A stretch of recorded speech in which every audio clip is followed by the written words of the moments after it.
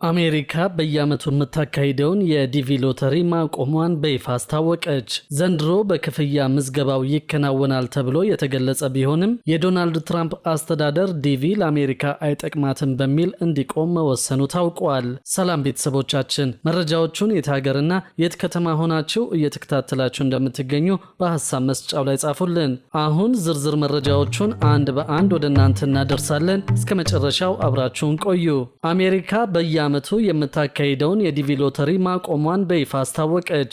ዘንድሮ በክፍያ ምዝገባው ይከናወናል ተብሎ የተገለጸ የነበረ ቢሆንም የዶናልድ ትራምፕ አስተዳደር ዲቪ ለአሜሪካ አይጠቅማትም በሚል እንዲቆም መወሰኑ ታውቋል። ፕሬዚደንት ዶናልድ ትራምፕ ባለፈው ሳምንት በብራውን ዩኒቨርሲቲ በተፈጸመ የጅምላ ጥቃት ምክንያት ሁለት ሰዎች መገደላቸውን ተከትሎ የአሜሪካን ግሪን ካርድ ሎተሪ ወይም ዲቪን ማገዳቸውን የታወቀው የአሜሪካ የውጭ ጉዳይ ሚኒስቴር ዓመታዊውን የዳይቨርሲቲ ቪዛ ወይም ግሪን ካርድ ሎተሪ በመባል የሚታወቀውን በአሜሪካ ለመኖርና ለመስራት የሚሰጠውን እድል በየዓመቱ ሲያከናውን ቆይተዋል። ጥቃቱን ፈጽመዋል ተብሎ የተጠረጠረውና ሐሙስ ዕለት ሞቶ የተገኘው ፖርቹጋላዊው ግለሰብ በ2017 ዲቪ ሎተሪ አሸንፎ ወደ አገሪቱ የገባ ሲሆን በኋላ ላይም ግሪን ካርድ እንደተሰጠው ታውቋል። የሀገር ውስጥ የደህንነት ሚኒስትር የሆኑት ክርስቲን ኖም በዚህ አስከፊ ፕሮግራም አሜሪካውያን ከእንግዲህ እንዳይጎዱ ለማረጋገጥ በሚል ትራምፕ በሰጡት መመሪያ መሰረት የቪዛ መርሃ ግብሩን ለጊዜው እንዲቋረጥ መደረጉን ተናግረዋል። ተጠርጣሪው የ48 ዓመቱ ክላውዲዮ ኔቬስ ሲሆን በዚህ ሳምንት መጀመሪያ ላይ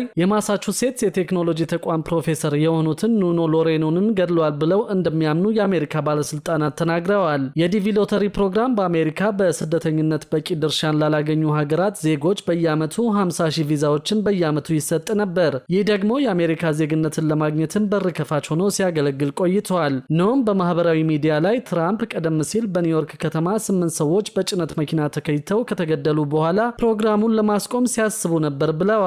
ኖም እንዳሉት የእስላሚክ ስቴት ደጋፊ የሆነና በበርካታ ጥቃቶች የዕድሜ ልክ እስራት የተፈረደበት የኡዝቤኪስታን ተወላጅ በዲቪ ፕሮግራም ወደ አሜሪካ ከገባ በኋላ ጥቃቱን መፈጸሙን ገልጸዋል። ኃላፊዋ የፕሮግራሙን መቋረጥ ይፋ ያደረጉት የብራውን ዩኒቨርሲቲ ጥቃት ፈጻሚ ነው የተባለው ኔቬስ ኒው ሃምሻየር በሚገኝ መጋዘን ውስጥ ሞቶ ከተገኘ ከጥቂት ሰዓታት በኋላ ነው። አሜሪካ ከአውሮፓውያኑ አቆጣጠር 1995 ጀምሮ በዲቪ ሎተሪ አማካኝነት ወደ ሀገሯ በርካቶች እንዲገቡ የምትፈቅድ ሲሆን የዲቪ 2027 ማመልከቻ ጊዜ ዘግይቶ እንደነበርም ይታወቃል። የዘንድሮ አመልካቾች $1 እንዲከፍሉ ይደረጋል ተብሎ የነበረ ቢሆንም ከተለመደው የማመልከቻ ጊዜ ስለዘገየበትም ሆነ ስለ ክፍያው በይፋ የተነገረ ነገር አልነበረም። ዲቪ ሎተሪን ለመሙላት ክፍያ ይጠየቃል ሲባል ይህ ለመጀመሪያ ጊዜ እንደነበርም ይታወሳል። የዲቪ 2027 ሎተሪ በፈረንጆቹ ከጥቅምት ወር እስከ ህዳር ድረስ ይሞላ የነበረ ሲሆን ክፍያው የሚፈጸመው በኢፔመንት እንደሚሆንና ውጤት ማየት የሚቻለው ደግሞ በግንቦት ወር እንደነበርም ይታወቃል። እስካሁን አሜሪካ አሁን ባለው ፕሮግራም 55,000 ለሚደርሱ የውጭ ዜጎች የግሪን ካርድ ስትሰጥ ቆይታለች።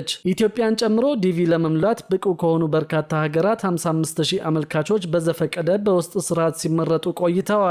ከዚህ ቀደም በነበረው አሰራር መሰረት ለዲቪ ፕሮግራም ለመመዝገብ ወይም ለማመልከት ምንም አይነት ክፍያ አይፈጸምም ነበር። ፕሬዚደንት ዶናልድ ትራምፕ ወደ ስልጣን ከመጡ ጊዜ ጀምሮ ወደ አሜሪካ የሚገቡ ስደተኞችን ቁጥር ለመቀነስ የተለያየ እርምጃ ሲወስዱ ቆይተዋል። በሀገሪቱ ውስጥ የሚገኙ ሰነድ አልባ ስደተኞችንም ወደ መጡበት ለመመለስ ትኩረት አድርገው እየሰሩ ይገኛሉ። ባለፉት ሳምንታት አንድ የአፍጋኒስታን ስደተኛ በዋሽንግተን ዲሲ 2 የአሜሪካ ብሔራዊ ዘብ አባላትን በጥይት ተኩሶ አንዷን ከገደለና ሌላኛውን ካቆሰለ በኋላ የትራምፕ አስተዳደር ከ19 ሀገሮች የመጡ ስደተኞች የመኖሪያና የስራ ፈቃድ ላይ ዳግም ፍተሻ እንደሚያደርግ አስታውቀዋል። ከዚህ በተጨማሪ የአፍጋኒስታን ዜጎችን ጨምሮ የበርካታ ሀገሮች ስደተኞችን የጥገኝነት ጥያቄ ሂደት በማቆምም የህገወጥ ስደተኞችን ቁጥር የሚገድብ ተከታታይ እርምጃ እየተወሰደ ይገኛል። ውድ ተመልካቾቻችን በዚህ በዲቪ ሎተሪ መቆም ምክንያት የተሰማችሁን ሐሳብ በሐሳብ መስጫው ላይ ጻፉልን።